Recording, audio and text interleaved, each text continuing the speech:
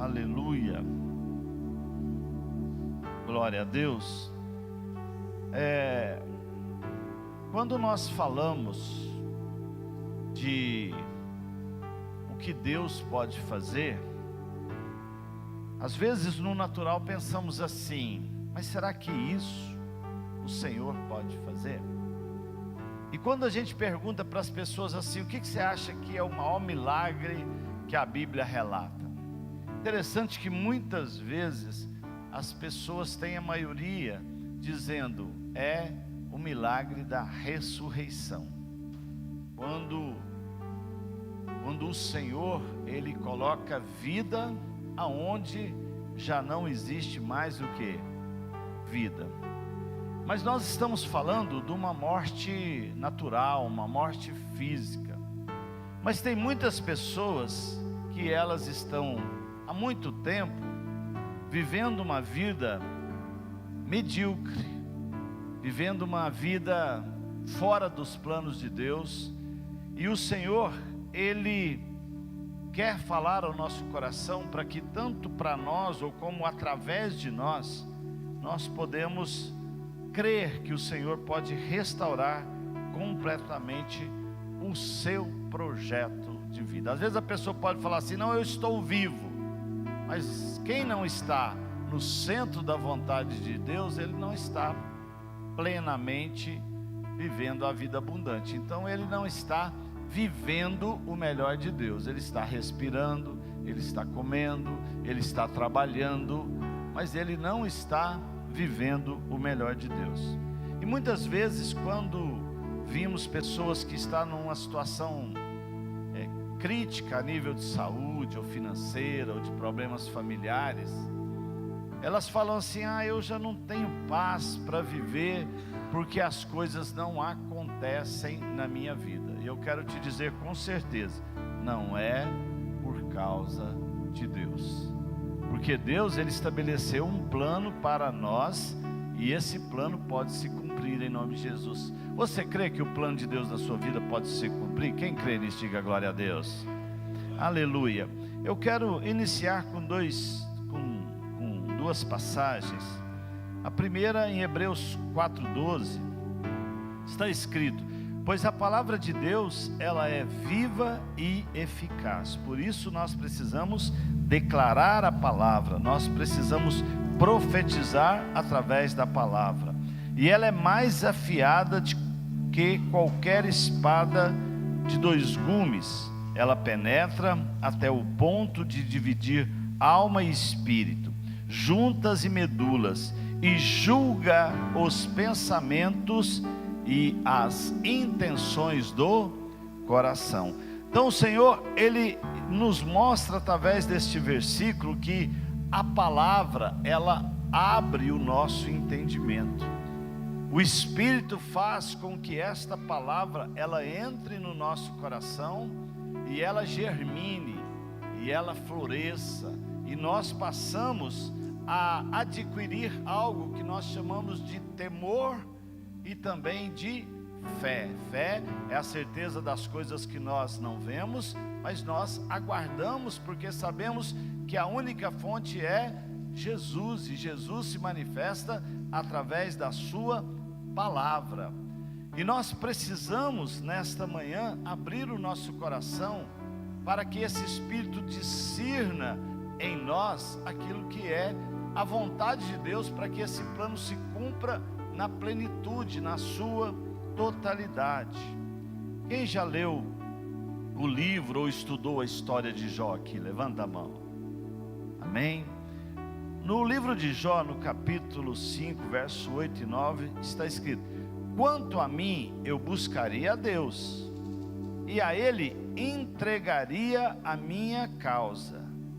Ele faz coisas grandes e inescrutáveis, e maravilhas que não se pode contar. Ou seja, através da palavra nós temos relatos de milagres extraordinários.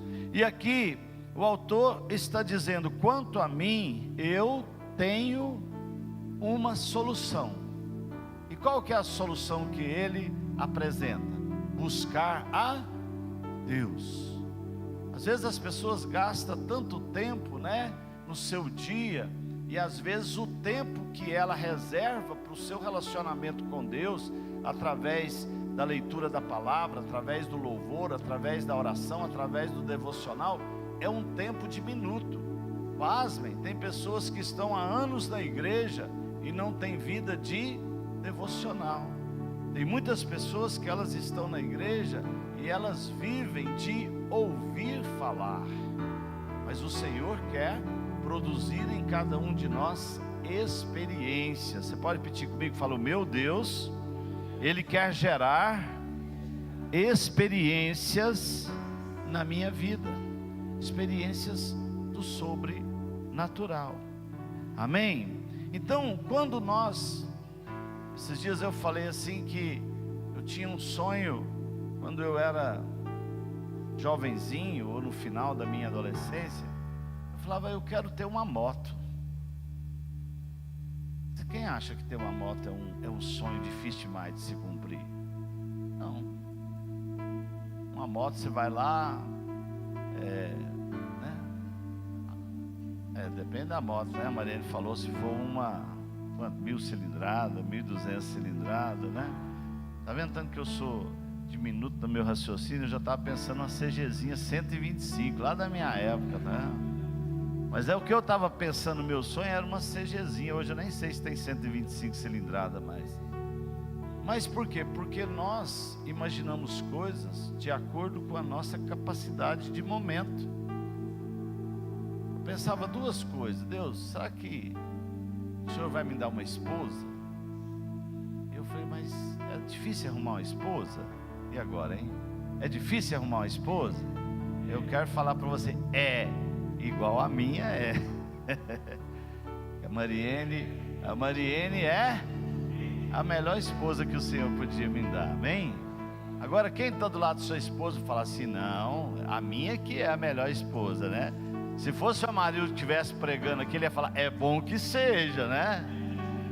Então, assim, mas são coisas que se tornaram realidade somente? Não, quero te dizer para você que o que está escrito em Efésios se cumpre: o Senhor é poderoso para fazer infinitamente mais de tudo aquilo que pedimos ou pensamos, conforme o poder de Deus que habita em nós.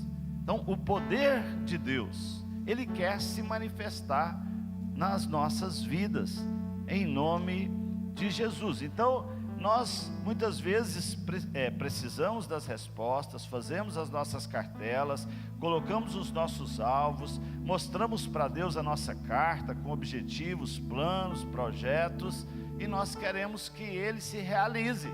Nós temos essa intenção, mas nós precisamos entender que o primeiro projeto que precisa se cumprir na minha vida para que todos os outros aconteçam é o projeto de Deus. Às vezes eu estou tão distante daquilo que Deus escreveu a meu respeito, e eu estou gastando uma força imensa em expectativas humanas. Então eu não posso pautar essas realizações dos sonhos ou de projetos baseado na minha expectativa humana.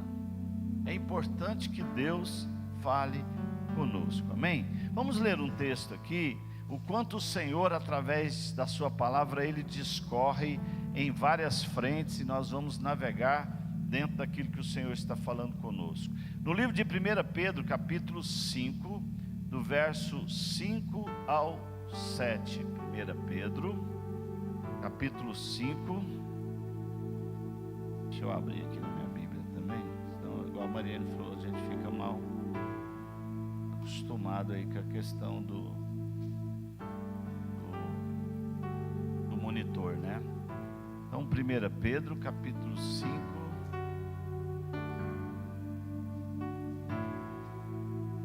capítulo 5, do verso 5 ao 7. 1 Pedro,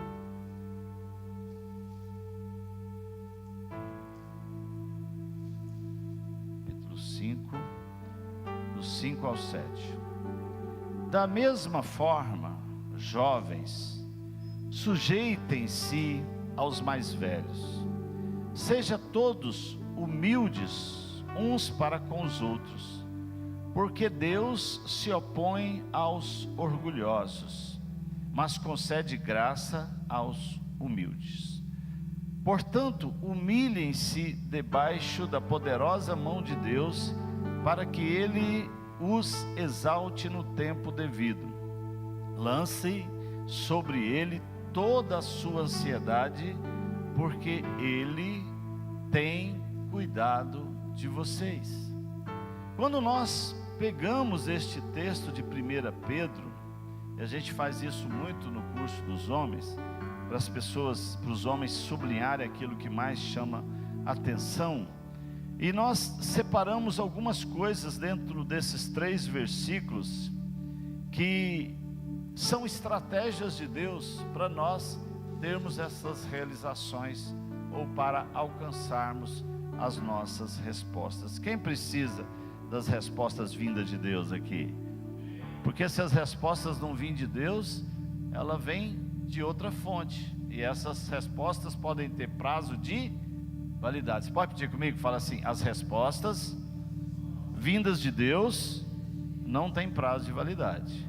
Agora, as respostas vindas de outra fonte têm prazo de validade. Então eu tenho que buscar as minhas respostas em quem? Em Deus. Amém? Então eu destaco aqui nesse livro de 1 Pedro capítulo 5, versos 5, 6 e 7, onde diz assim, verso 5: jovens, sujeitem-se aos mais velhos. Se você pegar no literal da palavra, você pode pensar assim: mas tem pessoas mais velhas que elas merecem respeito, mas ela não tem muito o que me oferecer. Por exemplo, uma pessoa que está passando uma situação que ela está bebendo muito, ela faz um monte de coisa errada, já é idosa, e eu tenho que respeitá-la, mas ela não serve de referência para mim. Você precisa analisar aqui que o texto, a carta, fala aos presbíteros e aos jovens da congregação. Então não está falando para neófitos, não está falando para pessoas que são ignorantes. E se nós pudéssemos, ou se o Espírito colocar isso no seu coração, transformando isso em uma mensagem em relação à vida espiritual. O Senhor está falando aos jovens e aos presbíteros para que eles tenham o quê? Referências, para que eles não tomem decisões sozinhos, que o Senhor, Ele quer usar a sua igreja, e Ele quer usar a sua igreja através do altar, e através do quê? Através dos ministérios, através dos nossos líderes. O livro de Hebreus diz que nós devemos considerar os nossos guias, porque eles pagam um preço por cada um de nós. Quem acha que o apóstolo César e a bispa Rubia de Souza pagam um preço pela sua vida? Quem acha? Aí você pensa assim: mas eles estão lá em Goiânia. Você que pensa. O apóstolo, ele tem uma coisa que ele tem de bom, é a memória fotográfica. Ele pode ver uma pessoa poucas vezes, chega num lugar, ele sabe se é de Curitiba, se é do Rio, se é de São Paulo. E por que o Senhor deu isso como uma capacidade para ele? Para que ele possa exercer esta função de líder, né? O bispo Saulo já é uma pessoa que é muito bom de nome, mas às vezes de objeto ele esquece, né? Até o Hugo, com o jeitinho dele de querer me ajudar: bispo, posso dar uma dica para o bispo? Pode.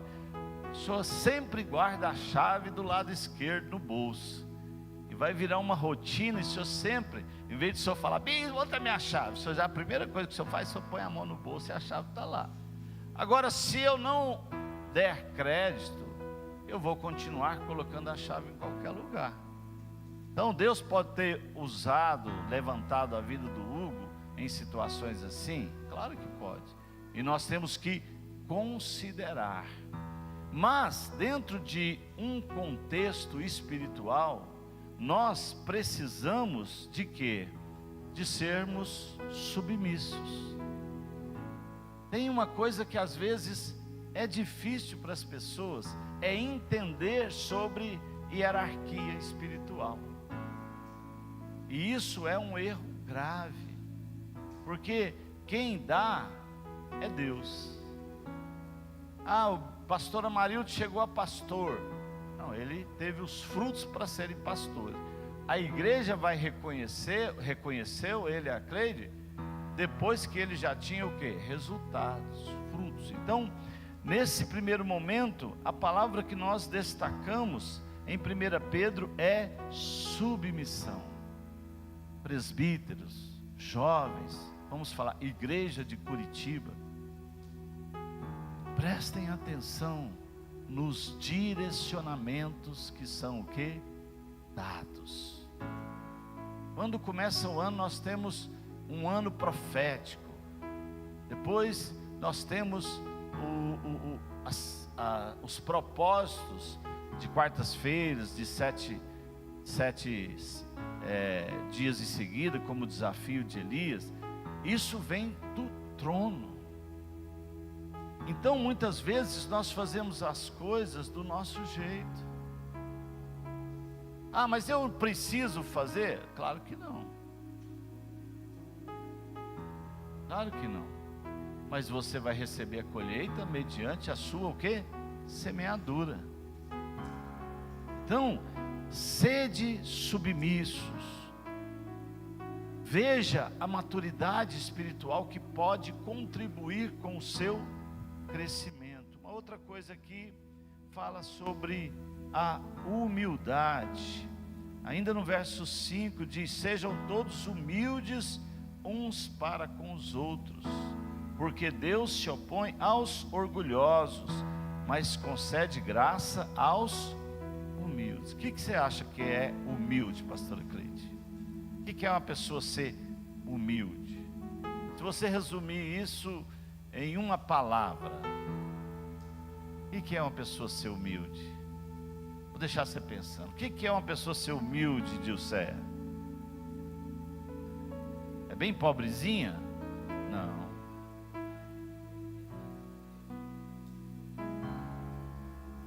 Declarar a dependência.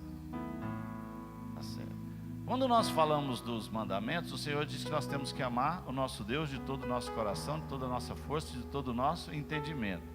E o segundo que ele diz: e ame o teu próximo como a ti mesmo. Então você acha que o Senhor se importa com o nosso próximo? Mas Ele também se importa para que nós sejamos esta referência, porque se nós não formos referência, nós não vamos conseguir atrair as pessoas para o Senhor. Mas o que a pastora Cleide falou? Não falou, né? Reconhecer a nossa pequenez, ser diminuto no que diz respeito a Deus, as coisas espirituais, né?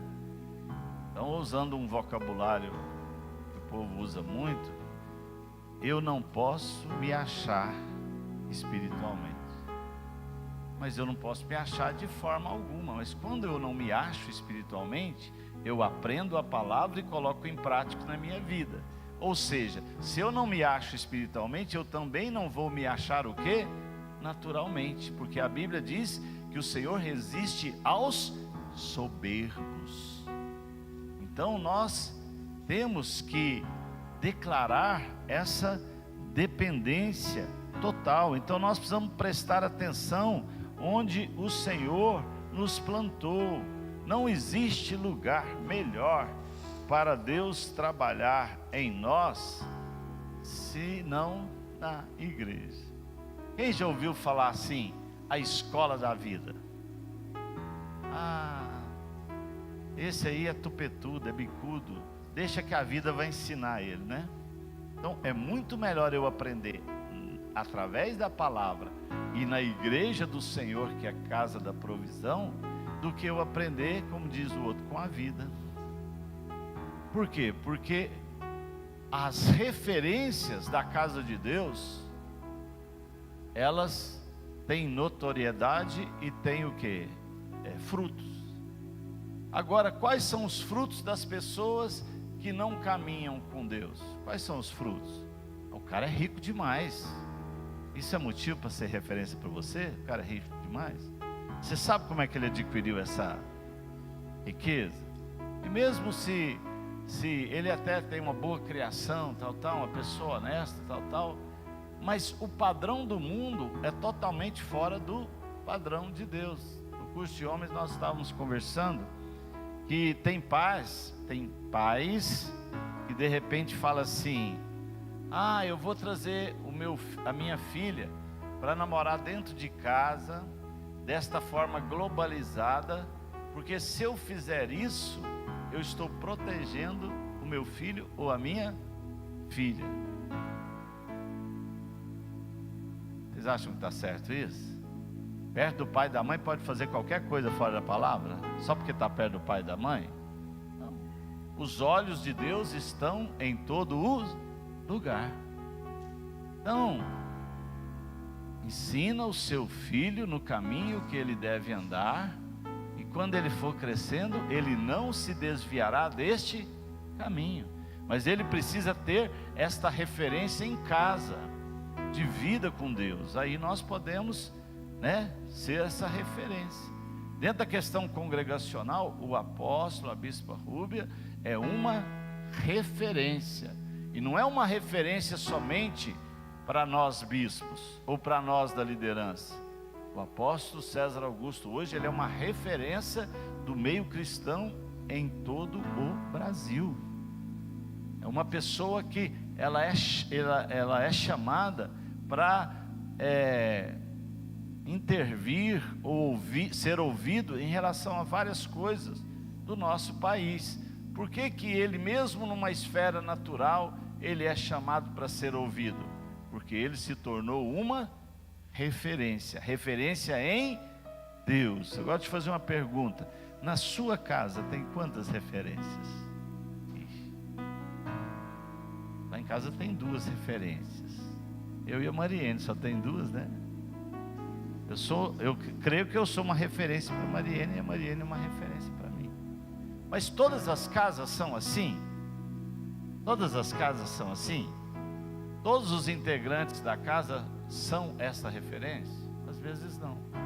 Por causa dessa questão de o que vem primeiro não é a direção da palavra e nem do Espírito Santo. Então, nós precisamos entender isso. Olha a questão do filho pródigo, não foi? Pai, me dá minhas coisas aí. Eu vou sair porque o senhor não serve muito de referência.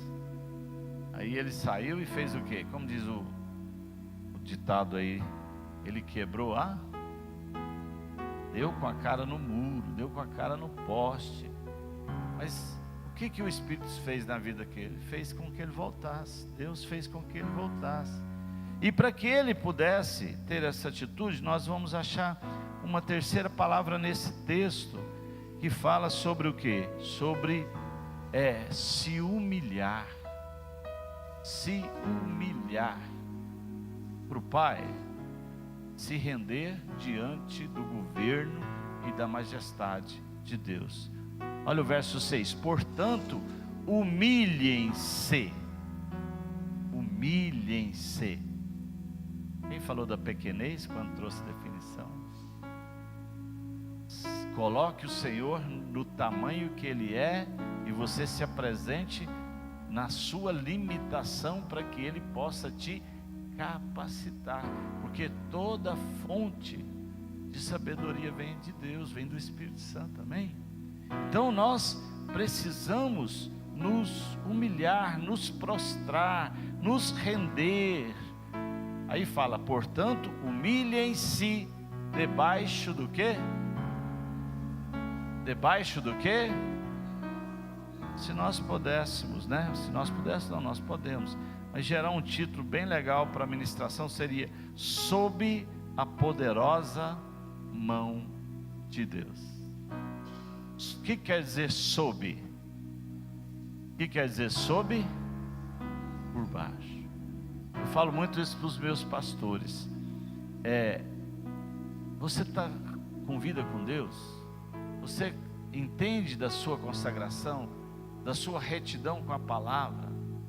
Então, imponha as mãos no altar, porque nós somos a representatividade de colocar a igreja sob esta mão poderosa.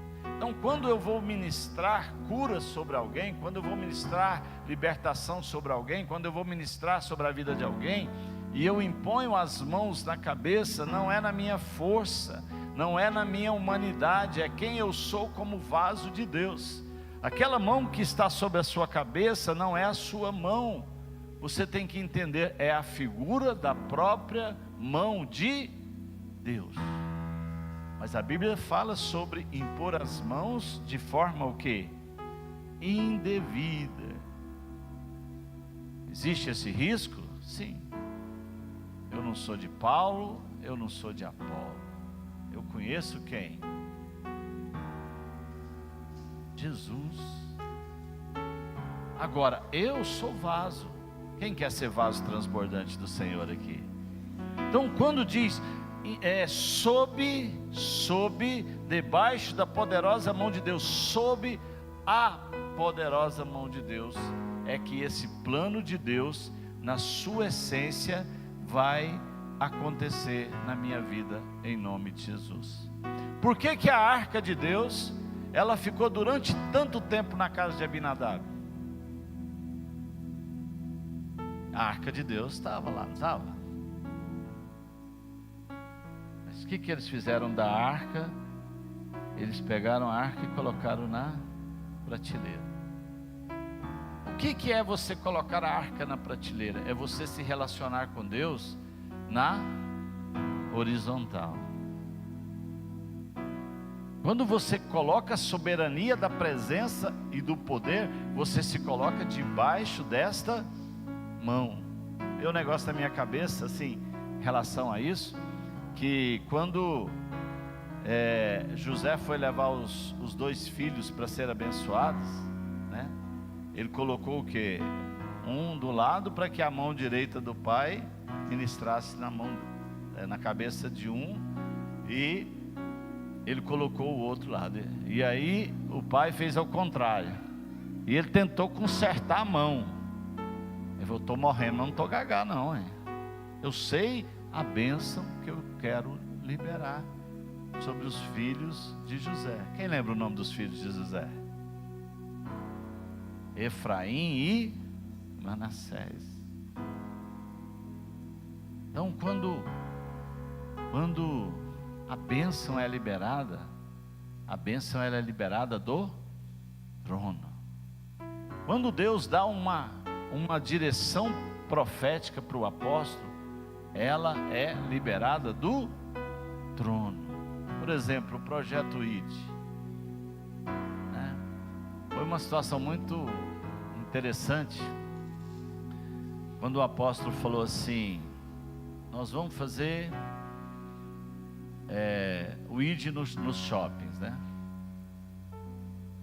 E aí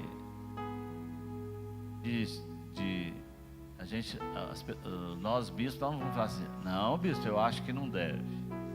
Não, eu acho que não. O senhor falou, está falado, a gente está nesse rio. Mas aí depois que acaba a reunião, que você vai fazer aqui, você fala: gente, já pensou nós no shopping? Pode ser uma grande bênção ou pode ser um grande mico. Eu não sei, o apóstolo cismou com o Benhurzinho. Ele falou assim: o Benhurzinho vai cantar.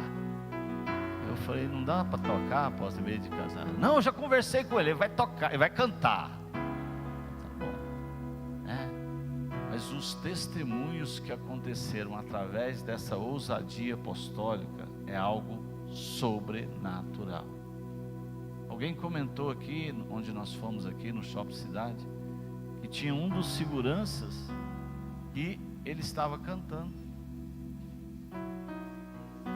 Foi você que me falou? O segurança estava. E antes de você ir, você pensa que o segurança vai fazer o quê? Vai mandar você calar a boca. Ó, para, que não é lugar disso não. Se insistir, o que vai acontecer? Por favor. E foi, gente, eu tô na minha mente que aquele menino, que eu não sei quanta a idade dele, 2, 3 anos, na hora do momento ele com a mão levantada. Uns 4 anos, né? Duas mulheres foi lá em mim e falaram assim: o mundo está precisando de Jesus, mas precisa ser ousado para pregar Jesus. Então, nós temos isso na nossa direção apostólica, a ousadia profética. Nós temos que exercer a ousadia profética. Por exemplo, nós vamos ter uma novidade muito boa para você. Eu não sei a partir do que dia, mas já está tudo certo. A fonte da vida, ela saiu do satélite que ela estava em relação às parabólicas, porque hoje diminuiu muito a questão de assistir em parabólica, né? E nós fechamos com a Sky.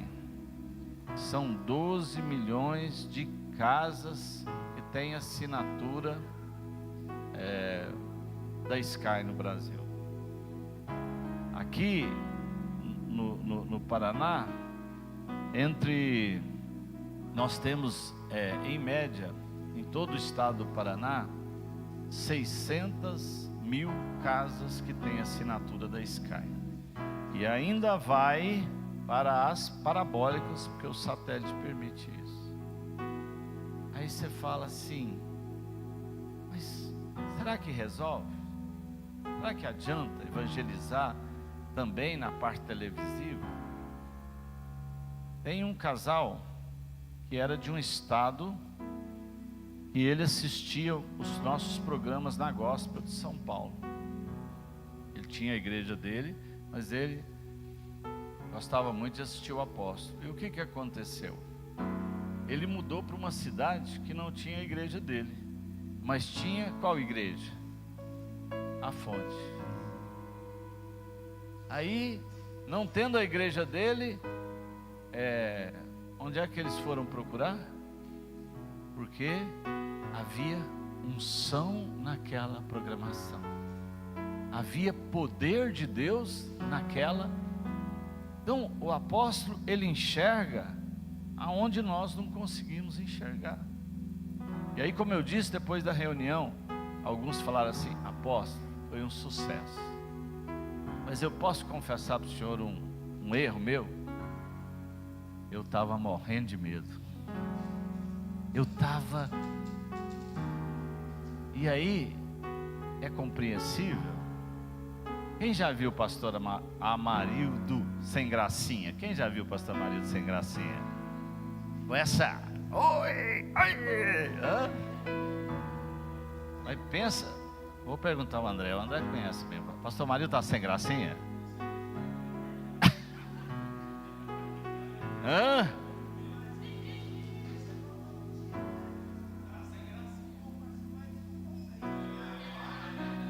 Virou pombo de asa, é pombo de pombo, né? Não, é peito de pombo, né?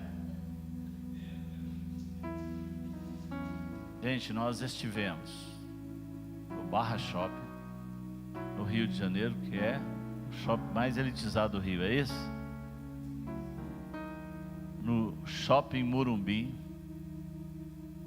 Então, nas capitais, nós estávamos no... E o Amarildo empolgou: agora nós vamos pôr 150 pessoas no próximo shopping, na próxima ida. Vamos pôr mesmo, em nome de Jesus. E não vamos só colocar as pessoas para cantar, não. Nós vamos jejuar e as pessoas vão chegar até nós e vão aceitar Jesus. As pessoas vão falar: eu não aguento mais o problema que eu estou vivendo na minha casa, eu preciso de ajuda em nome de Jesus. Vocês estão entendendo? E uma outra palavra aqui que eu queria que você colocasse é perseverança. A fé gera esta perseverança. Lancem sobre ele toda a sua ansiedade, porque ele tem cuidado de vós. Entregue a ele. Não fala não dá certo. Você conhece alguém que é pessimista? Você conhece alguém que é pessimista? Como é que você vai contagiar um pessimista se você não for o contrário disso? Eu tenho falado muito essa palavra: precisamos ser vasos transbordantes. Precisamos ser vasos transbordantes. Quando o Senhor diz: profetiza sobre este vale de ossos secos, de repente esse vale de ossos secos é a sua vida sentimental, é a sua vida conjugal, é a sua família. Como é que eu estou me vendo hoje dentro da esfera que eu vivo familiar? Um vale de ossos secos. Seja a igreja e profetize: vai ser transformado este cenário. Sob a mão poderosa do Senhor, este cenário será mudado. É algo tão sério essa questão de sob a mão, a imposição de mão debaixo da autoridade de Deus, que eu estava fazendo uma pesquisa, orando, estudando, e eu peguei alguns versículos aqui. Diz assim, em 1 Timóteo 5:22: A ninguém imponhas precipitadamente as mãos, nem participe dos pecados alheios, conserva-te a ti mesmo puro. Uma outra aqui, 1 Timóteo 4,14: Não deixes de desenvolver o dom que há em ti, que te foi otorgado por mensagem profética, com imposição de mãos por parte dos presbíteros. Em Atos 6,6: apresentaram-nos diante dos apóstolos, os quais oraram e lhes impuseram as mãos. 2 Timóteo 1,6: Por esse motivo, uma vez mais quero encorajar-te, que reavives o dom de Deus que habita em ti, mediante a imposição de minhas mãos. Está falando: se eu impor as mãos, vai ser reavivado dentro de você. Mas quando existe essa instrução, ele não está falando: eu sou poderoso. Não, é a mão de Deus que faz isso. Por isso que eu tenho que ter critério para impor as mãos, que é santidade, consagração, retidão e aliança, submissão, obediência. Mas se eu tenho isso, não tenha medo, meu irmão. Se você tem a autonomia da igreja, a autoridade da igreja, não tenha medo. Às vezes as pessoas têm receio de impor as mãos. Você não pode impor as mãos para não haver transferência, quando você não está apto, você não passar ou receber essas lutas espirituais. Mas quando eu estou sob a mão de Deus, homens, heróis da fé foram, no livro de Atos, foram enviados depois da imposição de mãos. Eu preciso crer na palavra que eu recebo. Quem quer crer 100% na palavra que Deus tem dado à fonte da vida, diga glória a Deus. Em nome de Jesus. Quando você está sob esta poderosa mão de Deus, principalmente eu estou protegido. Se não me engano, quando o Senhor diz que nos coloca na concha da palma das nossas o quê? Mãos, Ele nos guarda. Ele nos guarda. O que aconteceu com Balaão? Profetiza contra esse povo. Posso não. Deus dele não deixa. Quem quer viver essa plenitude da palavra sendo derramada na sua vida? Em nome de Jesus. Se a palavra diz, você vai prosperar sob a mão poderosa de Deus, você vai prosperar economicamente, financeiramente, em nome de Jesus. Se você estiver sob esta mão poderosa do Senhor, a sua vida será totalmente transformada, os seus filhos, o seu casamento, a sua esposa, em nome de Jesus, porque eu estou sob a mão poderosa do Senhor, e através do manto apostólico.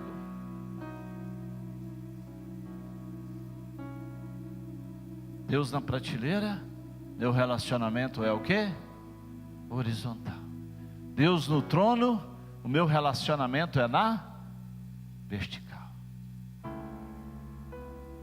Entre debaixo dessa mão poderosa. E a melhor forma de você estar debaixo da mão poderosa é sendo o quê? Submisso, se humilhando diante do poder de Deus, tendo humildade. Ser humilde quer dizer reconhecer o poder de Deus, estar debaixo deste poder de Deus. Eu estou sentindo algo no meu coração, nós já estamos com o tempo esgotado, mas eu quero que você fique em pé. Eu quero que nós separemos os grupos aqui em família. Não precisa subir o pessoal do louvor, não precisa não, mas eu quero que vocês nos ajudem, ungir cada família aqui representa, que está reunida. Pega o óleo, e eu quero que você profetize sobre a família. Aonde eles estão? Profetize. A família junta. Um líder nosso vai chegar até você e vai orar com a sua casa. Vai colocar você sob esta mão poderosa do Senhor, segundo a direção dada. Esta manhã é manhã de restauração. Esta manhã é manhã de crescimento. Esta manhã é manhã de proteção. Esta manhã é manhã de vitória. Ore, profetize sobre esta família. Profetize em nome de Jesus. Aleluia. Pode vir aqui, Dani, fica do lado do Felipe ali. Oh, Espírito Santo de Deus, Espírito Santo de Deus, Espírito Santo de Deus. Ore, profetize agora, profetize em nome de Jesus, em nome de Jesus. Oh, Espírito Santo de Deus, eu quero, Senhor Jesus, colocar esta família sob a tua mão poderosa, que traz poder. A manifestação do teu poder gera milagres. Sob esta mão poderosa, Espírito Santo de Deus, que traz respostas, realizações. Senhor Jesus, que milagres ainda maiores aconteçam para a glória do teu santo nome. Traga vigor, traga fortalecimento, Senhor Jesus. Traga o cumprimento dos papéis. Oh Senhor, traga dons, Senhor Jesus, que vem do trono da glória, da tua boca sai a palavra nesta manhã. A igreja está colocada sob a mão poderosa do Senhor. Recebe esta ação profética da autoridade da igreja apostólica. Recebe o poder que transforma todas as coisas. Recebe o poder que abre os olhos para os enganos de Satanás. Recebe esta ação poderosa que faz com que você recupere o seu vigor e a sua energia, ampliar a sua visão para ver o mover de Deus. Nós entendemos, Senhor Jesus, que a palavra desta manhã está fazendo a tua igreja se movimentar, mas não de qualquer jeito, debaixo do mover profético do manto apostólico, e nós queremos nos mover debaixo, Senhor Jesus, desta mão poderosa. Venha, realiza, Espírito Santo. Esta manhã é manhã de milagre, é manhã de cura, é manhã de restauração, é manhã de resgate, é manhã de restituição. Libera o óleo que confirma esta palavra, em nome de Jesus. Para encerrar, você pode pedir bem forte comigo, fala assim: Senhor Jesus, eu quero estar sob a mão poderosa do Senhor. A tua proteção é essencial para os meus dias na terra. Me sela com este óleo, em nome de Jesus. Você pode aplaudir bem forte ao Senhor?